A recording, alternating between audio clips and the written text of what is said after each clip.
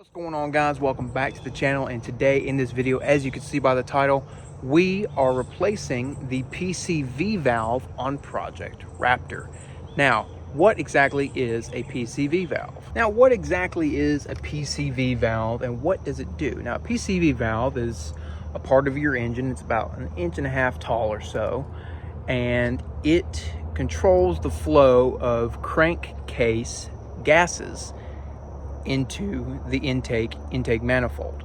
I'm replacing mine because I don't think mine has ever been replaced, and it's something you need to replace every some odd 1,000 miles or so. We're replacing it. I don't know how many miles you typically replace these PCV valves, but I'll link everything in the description box below, and all the information you ever will need about them will be in the description box below. Let's go ahead and get into the tools that you guys will need and get into this replacement, aka installation. Now, pretty much everything you will need is right in front of you here. So I've got my PCV valve. I've got mine from CarQuest Premium. Let's see if I can find the part number. That is the part number right there. I got this one from Advanced Auto. You can get them from pretty much any auto parts store, or if you want to buy directly from Mopar, it's going to be a little bit more expensive. This one was roughly around $15 from Advanced, and the one from Mopar, aka any other store that sells a Mopar PCV valve, was about $26. So I just went ahead and went with the CarQuest one. There's really no difference in between the two. Really, the only main difference is Mopar is genuine part for these Jeeps, and CarQuest is an OEM part, but it's not made by the actual manufacturer of these vehicles. Anyway, you will need a screwdriver. It doesn't matter if it's a flat head or a Phillips head. Now, there's two ways we can go about and do this. I don't have any vice grips. I don't know where mine went. They disappeared. Typical mechanic excuse, right? So I've got just a traditional pair of pliers. If you don't have any vice grips, we're just going to be using a traditional pair of pliers and brute strength. But if you do have a pair of vice grips, you will also need a screwdriver as well. And you will need a 10mm socket and some sort of device to operate the 10mm. So let's go ahead and get into this installation. Now, the first step that you want to do is you want to come over here to the driver's side of your motor and locate your coil pack. Now, on your coil pack, there will be two 10mm bolts. There'll be one right here and one right there. We're going to go ahead and remove those two bolts, which will remove the coil pack from the bracket that it sits on, and we're just going to set that aside. Now, if you have just ran your Jeep and your manifolds are hot, I recommend placing some sort of a rag or something down here on top of the manifolds, and then once you remove your coil pack, you can rest this coil pack onto the rag.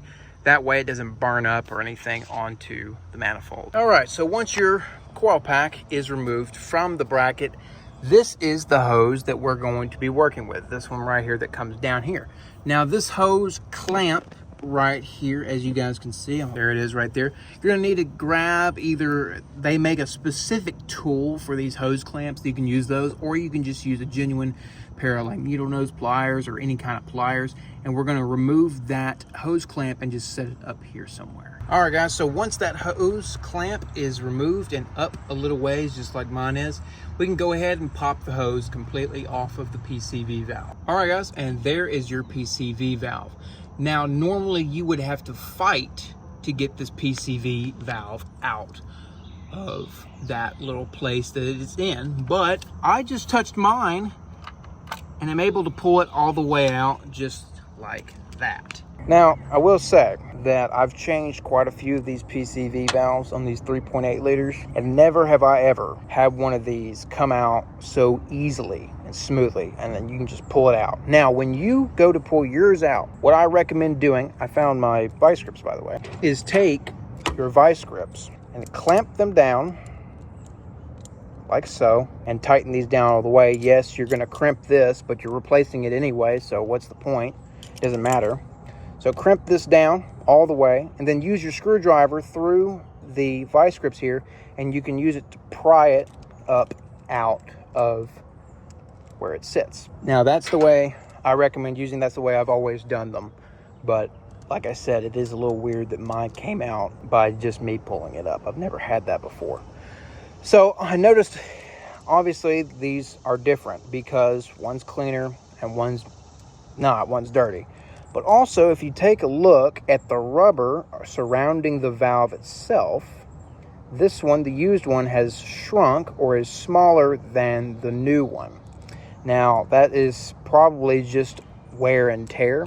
Yeah, let's go ahead and pop in our new PCV valve. Now, for me, it looks like I can just push mine in there.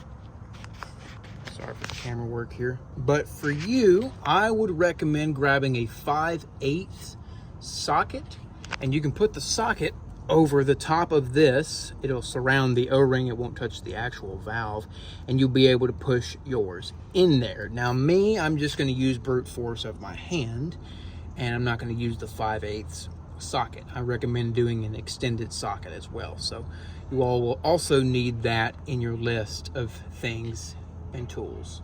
So let's go ahead and get this back installed, and we can move on to reassembly. All right, so once your PCV valve is into place, you can go ahead and put the hose back over it and reinstall that hose clamp. All right, once the hose and the hose clamp are back installed, we can go ahead and reinstall our coil pack. All right, guys, so once you get your coil pack reinstalled, that'll be it for today's video. If I helped you out in any way, shape, or form, give me a like on this video. Leave me a comment down below and subscribe for more videos like this. We'll see you guys next week.